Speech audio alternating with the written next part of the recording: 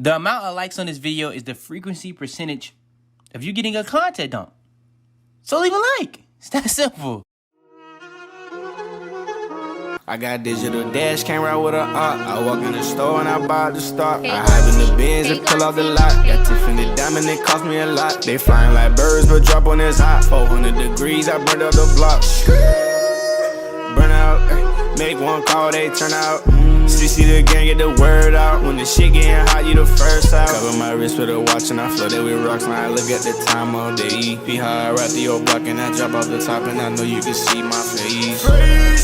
You my dog at the end, don't care what the bitches say. I got digital dash camera with a I walk in the store and I buy the stock. I hide in the bins and pull out. Yo, Pierre, you wanna come out here? Yo, what's up YouTube? It's your boy Fitz back in the video with yet another video. Today I got y'all boys with a very special video. Y'all boys been waiting on it. Today I got y'all boys with the contact dunk tutorial. And I do this joint every single year, ever since 2K20. I didn't do it any years before that, so yeah. But yeah, today I got y'all boys with the best contact dunk tutorial. I'm gonna go over stuff for current gen, I'm gonna go over stuff for next gen. Now you can use both of these things on both, but on next gen there obviously is a whole new tool to give you a big skill gap. Now when it comes to which game is more fun, which game is more easy to do contact dunks, it really depends, bro. If you're like an actual good slasher, I would say you're gonna get more contact dunks more frequently on next gen. But I would also say on current gen it's more easy to be able to get contact dunks.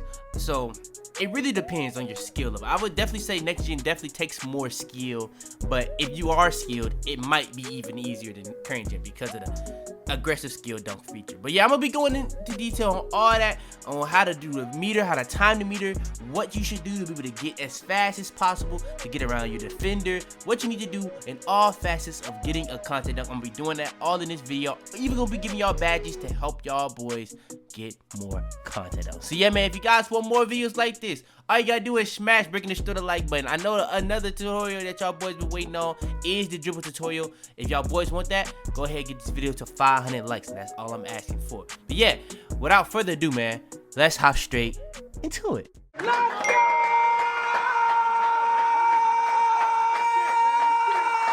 Alright, so if y'all came strictly for the dunk meter and stuff like that, that is going to be more to the end, because I'm going to go over things that you can universally do for current gen and next gen to start it off.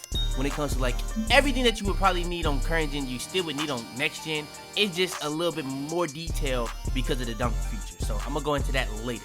But first things first, when it comes to going for contact dunks, even again this year, even if you used to doing contact dunks, one thing I will always say, while you're getting your badges, just go for as many contact dunks as possible on your build if it has the ability, obviously.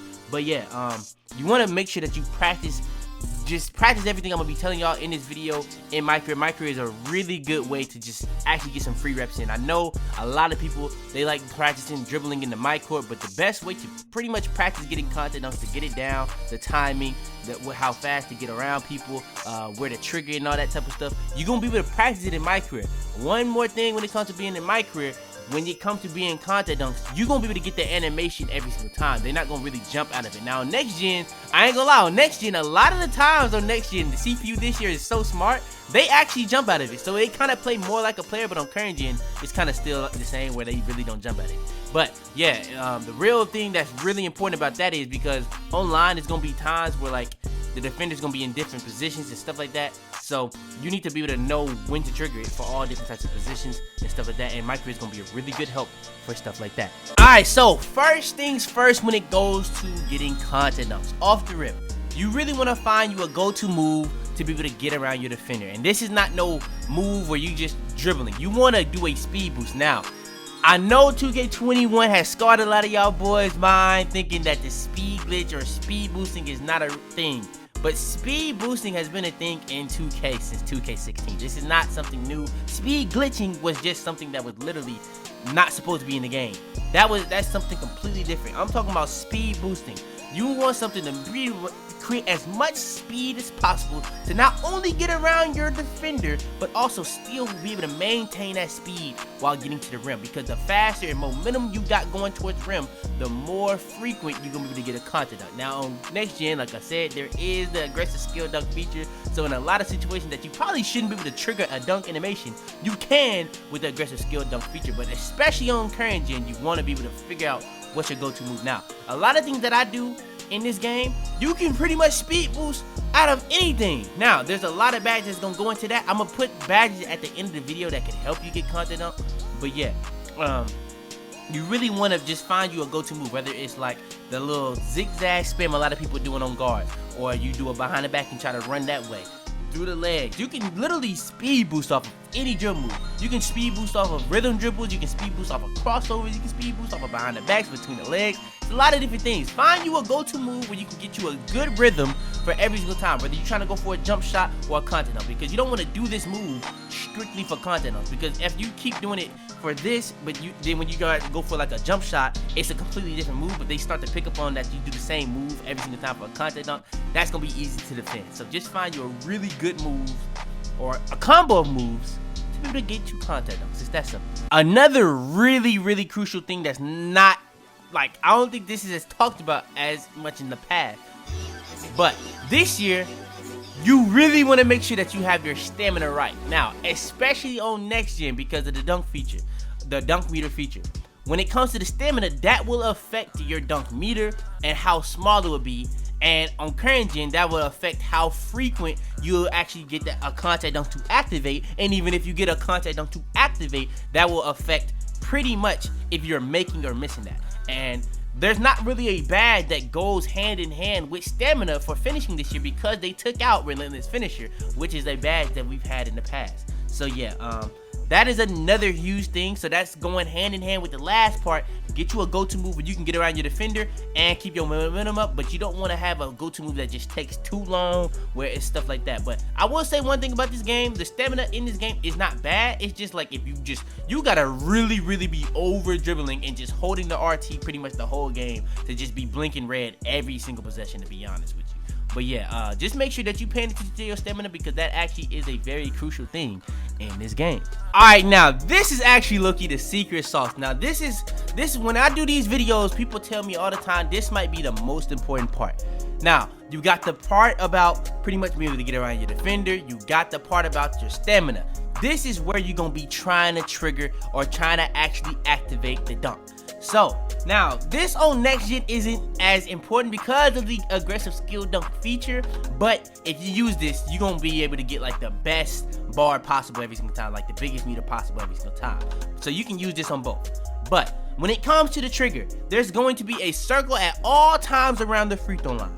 There's supposed to be a circle under the rim. So there's gonna be a point in between those two circles where you want to try to trigger a contact dunk every single time.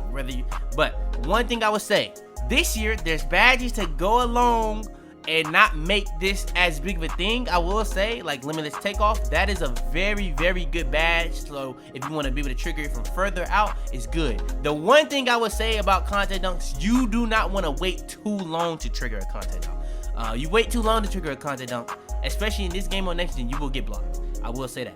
But with that being said, you put some badges alongside this. You don't have to wait until you get into the two circles. You can just try to get inside the circle of the free throw line. When you get inside the circle of the free throw line, you can just pretty much try to trigger it. That's a really good launch point. But as soon as you get to that bottom circle of the free throw line, that's a really good trigger, because I know a lot of courts don't have that circle under the rim. So as soon as you get to the bottom of the circle on the free throw line, you can try to trigger a contact dunk, and it's pretty much, that's gonna be the sauce every time. It's gonna pretty much trigger damn near every time. If you have Posterizer, Limitless Takeoff, and all these other badges I'm gonna give y'all boys, I'm telling y'all boys, that's almost like the most important part of this video. I'm gonna be real with you. Alright, another little fact about contact dunks. Now, this is not really like a tutorial thing. This is just a tip.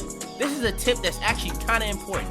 Now, I know this year 2K, this is the first time 2K actually changed this, which it should have been changed multiple times. But this is the first time that 2K has changed the requirements for dunk packages when it comes to contact dunks. So now to be able to get elites, you have to have a 92 driving dunk with an 80 vertical. And they actually mixed in vertical with all of them. For the smalls, you have to be 6'5" and under, but you also have to have a 86 driving dunk with an 85 vertical. So you have to have a higher vertical for smalls, but a lower driving dunk. But when it comes to the pro, you pretty much have to have like a 70 vertical, I believe, and an 84 driving dunk. So that's the easiest one. So I feel like on current gen, the small and pro are going to be very, very easy to attain. But say for instance, if your build gets all packages, even big man, the more packages that you can get on your build, the more frequent it's going to be to get content dunks. Because the way the content dunk packages work, there's going to be an animation for every single situation. And just like I was saying, when it comes to practicing in my career, the reason why you want to practice in my career is because you really want to understand when to go for content dunks depending on what your defender is that you're trying to dunk on. So say for instance, there's going to be certain times where they're not in the best spot to be able to get content dunk. You can still try to dunk them, but you got to understand that there's going to be a different animation for that. So if the more packages you have, the more animations you have for certain situations. So I'm telling you right now, there's an animation for any type of situation depending on what spot you are on the floor and what spot the person that you're dunking on is on the floor. So yeah, you just want to make sure that you get as many contact packages as possible. Now, one thing I'll say about this year, they've added a lot new animations, so there's more than ever content dunk animation. But another thing is they did take some out, so it's not as long. But instead of the pro being the long one, the small actually is the longer one of all three. So yeah, I just wanted to make sure that was known. Small probably has the longest or the most animations. I think pro still has a lot, but it's not like as big and varied as it used to be. It used to be like 8, 3, then 2, because Elite had 2 minutes worth, and then small had like 3 minutes worth, and then pro had like 8 minutes worth. Now it's kind of like 4 and 5, and then like 3. Elite has like 3 minutes worth, and I think pro and small kind of have around the same. But yeah, that's pretty much my tip when it comes to the content dunk packages. Now, this is last but not least before we hop into the dunk meter. There's not really much else I need to really go over. This is going to be going over just simple dunk mechanics. Now, this year, they've changed a lot of stuff for slashers when it comes to euros, hop steps, all that. But the thing that stayed the same was down on the analog stick is for flashy dunks, right is for right-handed dunks, left is for left-handed dunks, and up is for two-handed dunks. That is still in the game. Now, this is something that can be used on next gen and current gen. Instead of it being called flashy dunks, like the down on the analog stick being called flashy dunks for next gen, it's now called the aggressive skill dunk. It's just gonna get you pretty much gonna make you trigger dunks more than ever. But yeah, what you want to do mainly at all times is do down on the right stick, and that's gonna pretty much get you a content dunk at the highest frequency possible. Now, it's gonna be even more overpowered on next gen because it's literally gonna get you the most aggressive dunk possible.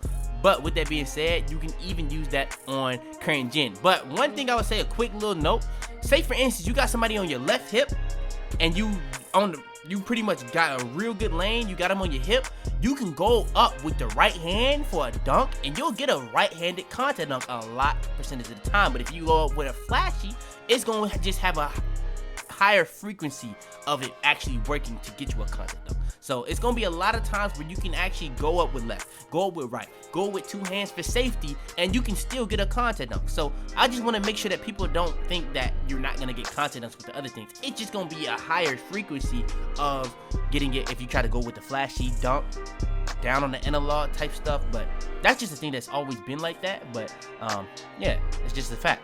All right, and last but not least is the aggressive skill dunk feature, the dunk meter. Now, this is something that you pretty much have to master. So just like I was saying earlier in the video, if you really want to master the timing on it where it becomes muscle memory, because I know a lot of y'all boys did with delay, I know a lot of y'all boys did with latency online. So if you're dealing with stuff like that, you really want to just get the dunk meter timing down, because there's going to be a lot of different ways the meter can be altered in a lot of different timings and stuff like that. Now, I'm not going to go into detail on the timing. If you guys want to do like the timing and stuff like that, what's the points and stuff that you need to trigger it and stuff like that, I think 2K Lab dropped a video on that. If I remember it, I will put the link to the 2K Lab video in the description going over the dunk meter. But one thing I would say about the dunk meter is actually a really good thing. I will say right now, what you 100% want to do is practice the timing in my career, because if you just try to hop into it, now some people, they just gonna be able to hop into online and they'll be straight, you know what I'm saying? Some people just like that, but what I would advise is definitely trying to master the timing down, because you don't want to miss dunks. That's what I'm gonna say right now. That's what I'm gonna say. But yeah, when it comes to the meter, this joint will change depending on where you are at and where the defender is at, depending on how good of a position they are to be able to get contact dunk. Now, if they're in good defensive positioning, you'll have a smaller meter, and the point to be able to get an excellent timing on the meter will be in a different point. There's gonna be different timings or different points to even get an excellent timing depending on the defensive position, the defensive ratings that goes into play. The interior defense rating and the block rating actually goes into play with it. So I think it's only what's supposed to be interior defense, but if people have really high block ratings, I've noticed that they really are really good at taking you out of animation. Now, one thing I would also say about the dunk meter, a badge that's really useful for contact dunks on current gen is not really that good for the dunk meter. Slowly finisher. That's a badge you don't really want to use hand in hand with this, because it's a lot of times that dunk meter will pop up and you'll get a dunk animation, and slowly finisher will take you out of that animation and put you in something else, and it will low-key kind of blow you a lot. So that's one little tip I would say about the dunk meter. Now, when it comes to the dunk meter, the timing on it, just getting used to the timing is just something I've tried to do in my experience of using it. It's just a thing that's we just gonna have to work with. I honestly like it a lot.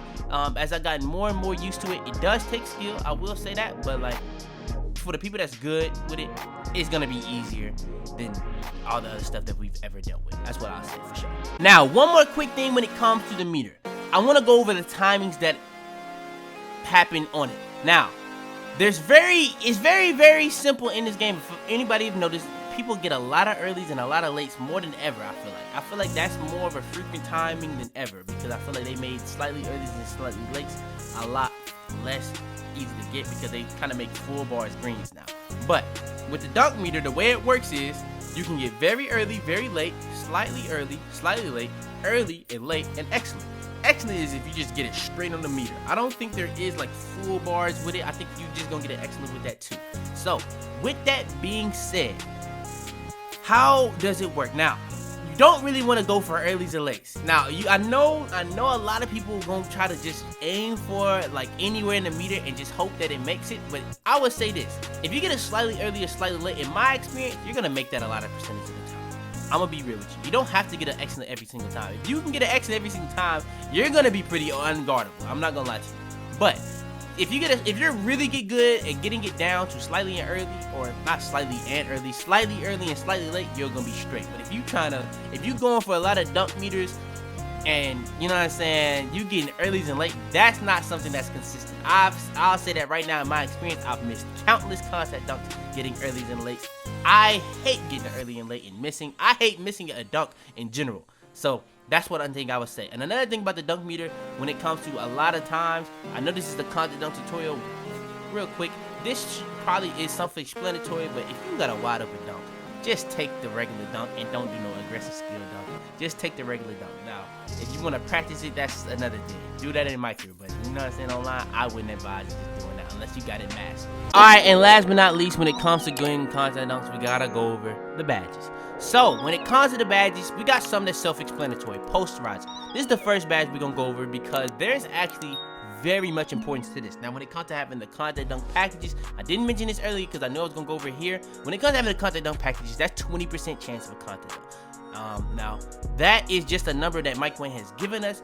That is not, that he didn't say if that was if we had all of them, if that we had 1, 2, or 3. He just said that's what it is. Now, when it comes to the tier of Posterizer, I'm guessing if we can saying how it was for contact finisher, that used to be 15% a tier on top of that. So bronze would be 35% chance of a contact dunk, silver would be 50% chance of a contact dunk, gold would be 65% chance of a contact dunk, and Hall of Fame would be 80% chance of a contact dunk. And that's just with having the contact dunk packages and Hall of Fame Posterizer, or bronze to Hall of Fame Posterizer. That's not even saying what your driving dunk rating is, whether it be 99. Now next year it would have to be 99 for people to have Hall of Fame Posterizer, but you get my point. Now, with that being said, Posterizer actually is going to help you get more contact dunks. It's going to be dunked more frequently. Very important badge for contact dunks. Next, limitless takeoff. Like I was saying, when it comes to the trigger point, your trigger point can just be extended all over the place with limitless takeoff, and this just makes getting contact dunks crazy overpowered when you have an aggressive skill dunk feature. And on current gen, it's just as probably overpowered because it's just way easier on current gen to get contact dunks in terms of skill level. But yeah, limitless takeoff, very overpowered badge. It extends your point to like try to trigger it every single time. It makes it way more frequent. And yeah, it's very overpowered. Now, another badge I would probably say is literally a finisher, but that's only for current gen, so I'm not going to go into detail. That's just going to get you the best animation possible. It also ups your dunk frequency and stuff like that, but on next gen, with the aggressive skill dunk feature, I don't really see the point in using it. So yeah, that's what I'll say about that. So that's pretty much the finishing badges I would probably advise. I guess you can go with unstrippable because you don't want to get ripped on contact dunks. That's going to help you not get ripped. That is a very important badge this year because getting ripped is a big thing. So if you don't want to get ripped on your contact dunks, use unstrippable. That's on current gen and next gen. Now, when it comes to the dribbling, there's dribbling badges that's just gonna help. Now, like I said, when it came to finishing, there's no relentless finisher anymore. So we have to compensate with that with handles for days. Handles for days is extremely important. It's gonna cancel out the stamina and just makes it that much more easy to just do whatever you need to do to get open and not even really worry about the time. Stamina in this game is actually amazing. It's probably the best stamina we've had in a while. Now, if you're holding RT the whole time, yeah, you're gonna be blinking red. But if you're blinking red every possession, you got issues. I'm not gonna lie. Like, your thumbs, your fingers, like, what are you doing? You know what I'm saying? Like what are we saying? Like, but yeah, handles for days, very amazing badge for contact dunks. Quick for step, we all know how important that is. That's pretty much just gonna be making you speed boost that much faster. Now, there are other badges you could use along with it, like I was saying, get you a go-to move. Now, this is just depending on what your go-to move would be to be able to speed boost. Whether it's hyperdrive, where you're doing moving moves, or you're going up the court and you're trying to be able to be as fast as possible and not have to stop your dribble and just keep the momentum going. You can use downhill. That's another badge. It's gonna make your speed of ball that much faster in certain situations. But the badge I would probably say is most usable is like for when you're standing still, because a lot of times when you're trying to get you a go-to move, you're gonna be doing just regular stand still dribble moves, and quick chain is just gonna make those dribble moves a lot faster. So yeah, quick chain, very important badge to have on, I would say, for like trying to get you your go-to move to be able to get it off without people like being able to lock it up as much. And yeah, it's just gonna be really good to combo with quick first step. Now, there are other badges you could probably say, but those are the badges I would probably go with. I think stop and go is an amazing badge for me. I don't know if I can advise it for other people's playstyle. So I do like stop and go for me. It works for me, but I wouldn't advise. But yeah, that's pretty much all of the badges that you really need. You don't really necessarily need nearly that as many badges as usual. Even with there being more badges than ever, I would pretty much say there's only pretty much maybe at most at least 5, maybe at least 4. You know what I'm saying? Maybe only 4 badges that you really need to get contact dunks, and you can go up to 7 of what you could probably go to the max of what you could probably actually put on. But yeah, that's pretty much all it is to come in the contact dunks. I went over everything in this video, from go-to moves, where to practice the contact dunks, badges, contact dunk packages, even the dunk meter, all different types of ways to trigger it and stuff like that. So yeah, man, if you guys want more videos like this, all you gotta do is smash break and destroy the like button, turn on post notifications, be the first to every single my videos, share this video to anybody who needs some help. But yeah, man, go ahead and hit that like button. I really would appreciate it. Make it go out to a lot more people. Subscribe if you're new. Everybody who's just channel, hit that sub button right now. I really would appreciate it. You know what I'm saying? We on that grind. I'm finna step this joint up a notch, so I need y'all boys to hit that sub button right now. But yeah, man, without further ado, it's your boy Fitz, man, and I'm out to be, man. Tell them to bring me my money. Yeah!